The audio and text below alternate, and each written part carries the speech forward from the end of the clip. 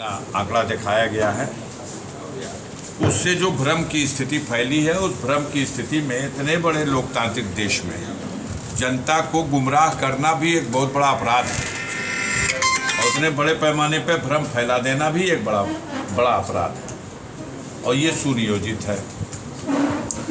बिल्कुल clear cut ये 100% सत्य है कि जो एनडीए गठबंधन अभी तक सत्ता में था, इसकी सत्ता की समाप्ति निश्चित रूप से हो चुकी है। कल वो लोग इस देश के लिए इतिहास बन जाएंगे, वर्तमान नहीं रह जाएंगे। अब आज भर का दिन है, जितना उस पर सजा संवार लिया जाए। गाजीपुर में भी जीत रहा है एनडीए, तो दिल के बहलाने को गालिब ये ख्याल अच्छा है। पूर्वांचल की अभी भी मेरा दावा है कि 2 सीटों को छोड़ के सारी की सारी सीटें इंडिया गठबंधन जीता। 13 सीटों में जो लास्ट राउंड का चुनाव हुआ, मात्र 2 सीटों पर फाइट है। एक सीट महामहिम प्रधानमंत्री श्री नरेंद्र मोदी जी की, लेकिन बहुत कांटे की टक्कर है, और दूसरी सीट गोरखपुर। बाकी सारी सीटों पर चुनाव हार चुके हैं लोग। सपना देखना कि लाभार्थी समूह हमको वोट कर गया है, ये सपना टूटेगा इसी गाजीपुर में। देखिएगा लाभार्थी समूह किसको वोट करेगा। आप भी कल मिलोगे, हम भी कल मिलेंगे। कल 12 बजे के बाद खैरियत हम आपकी पूछेंगे, आप मेरी पूछ लीजिए। इस सपने में जो 24 घंटा 36 घंटा देश की जनता को गुमराह करके, भ्रम फैला करके गांव-गांव में लोग विचलित हैं, भीड़ इकट्ठा होगी, क्या मिलेगा? जनता को धोखा देना तो अपने आप में बड़ा गुनाह का विषय है। पूरी मजबूती के साथ मैं ये कह सकता हूँ, अपने 50 साल के राजनीतिक अनुभव के आधार पर ये कह सकता हूँ कि इस चुनाव में इंडिया गठबंधन की सरकार दिल्ली में बनने जा रही है, निश्चित रूप से बनने जा रही है और पूर्ण बहुमत मिल रहा है। 300 से 1-2 कम हो जाए, 300 से 1-2 ज़्यादा। 272 वो आंकड़ा है जो सबको चाहिए सरकार बनाने के लिए। जो भी पहल करेगा उसके पास 272 होना चाहिए, लेकिन मुझे लगता है इंडिया गठबंधन को 300 और 300 से अधिक भी सीटें मिलने जा रही हैं। जिन 2-3 स्टेटों में एनडीए गठबंधन को थोड़ी सी खुशखबरी मिली, उनकी समीक्षा करने की ज़रूरत है। एक ऐसा प्रांत है आंध्र प्रदेश का, 25 लोकसभा सीटें हैं। पिछली बार खाता भी नहीं खुला था इनका, भारतीय जनता पार्टी का।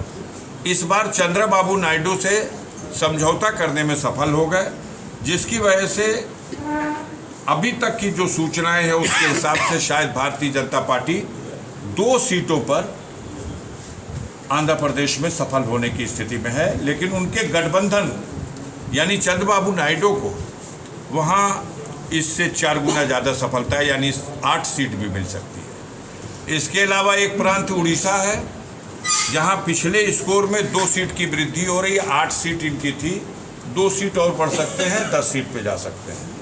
और तीसरा जो सबसे ज़्यादा गुबार बनाया जा रहा है, आधार बनाया जा रहा है, वो बंगाल है। तो बंगाल में 18 सीटें इनके पास थी, और किसी भी दशा में 18 सीटों से बढ़ने की आगे की स्थिति नहीं है।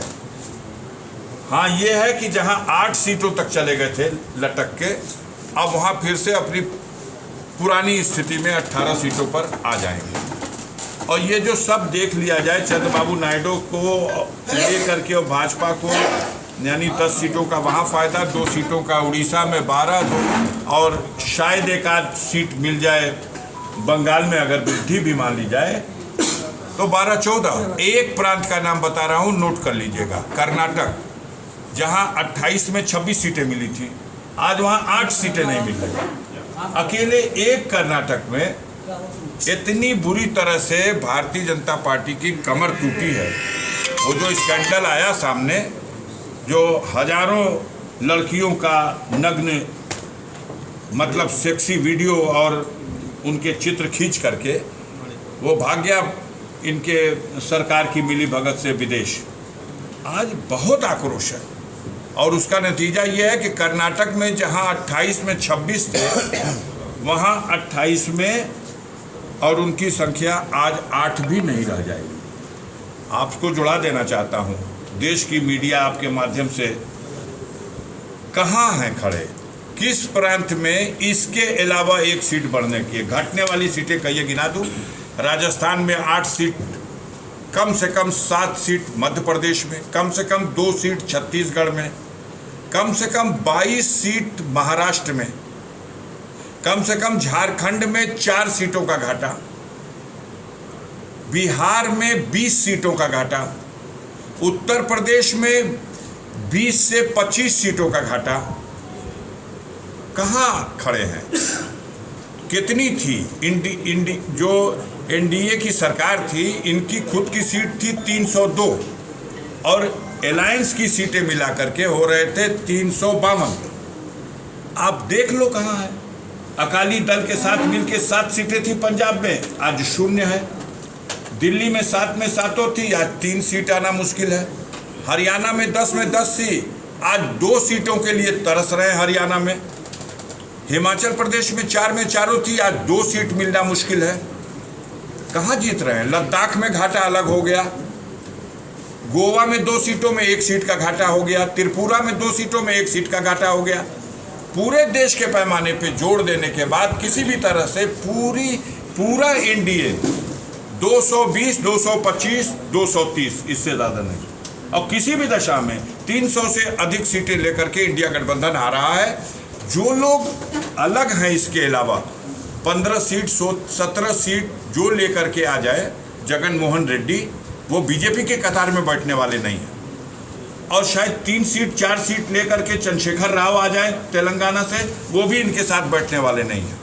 और उसी प्रकार से जो उड़ीसा के नवीन पटनायक हैं, वो अपनी 7 सीटें 8 सीटें या 6 सीटें लेके आने की स्थिति में है, वो भी इनके साथ बैठने को तैयार है। ये जो 30 सीटें हैं, ये भी अल्टीमेटली इंडिया गठबंधन के कतार में खड़ी होंगी, क्योंकि देश की जनता का मूड सबने देख लिया कि जब सब पूरे देश की जनता हटाना चाहती है नरेंद्र मोदी को, तो धारा के विपरीत तो कहीं कोई गुंजाइश दिखाई नहीं दे रही है। अफवाहों के माध्यम से ये चीज़ चमकाने की कोशिश हो रही है।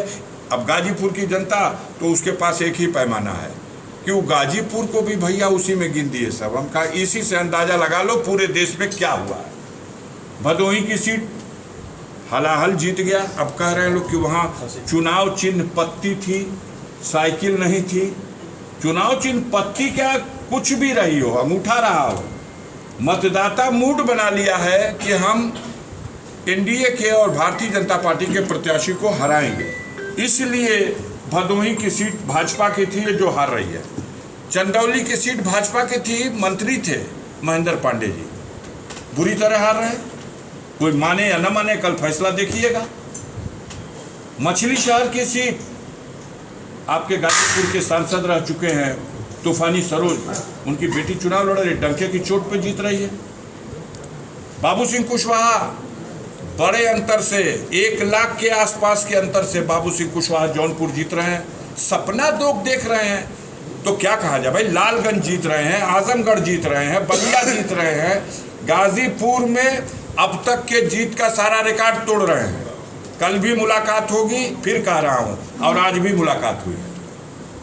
तो किसी चीज़ को बढ़ाया घटाया जाए, लेकिन एक लिमिट में।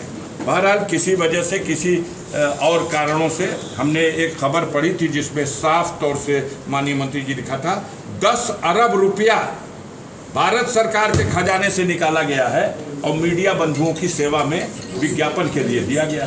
तो इस तरह की उम्मीद तो थी कि ऐसा कोई आएगा चमकता हुआ, लेकिन अब कल है, हम लोगों को कोई इससे बहुत नुकसान नहीं होने वाला है। आम जनता भ्रमित हो रही है, आम जनता के साथ धोखा हो रहा है और मीडिया की विश्वसनीयता पर धब्बा लग रहा है।